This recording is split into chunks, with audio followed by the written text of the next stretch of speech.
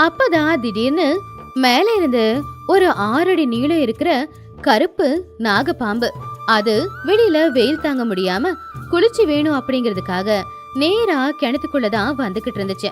அப்படி அந்த பாம்பு வர்றத பார்த்த உடனே ராஜம்மா பயந்து போய் கத்த ஆரம்பிச்சிட்டாங்க.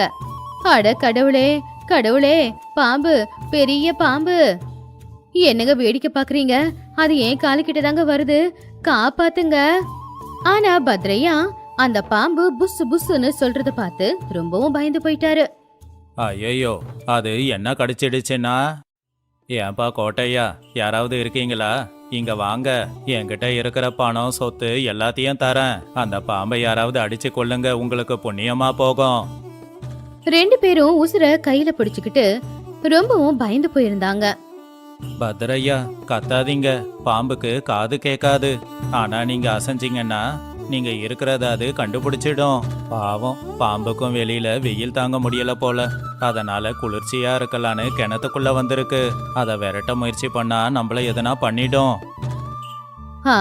ஆமா ராஜம்மா, கண்ணை முடிக்கிட்டு அந்த சிவன் கிட்ட வேண்டிக்கோங்க. நிச்சயமா அந்த பாம்பு தானா இங்கிருந்து வெளியில போயிடும்.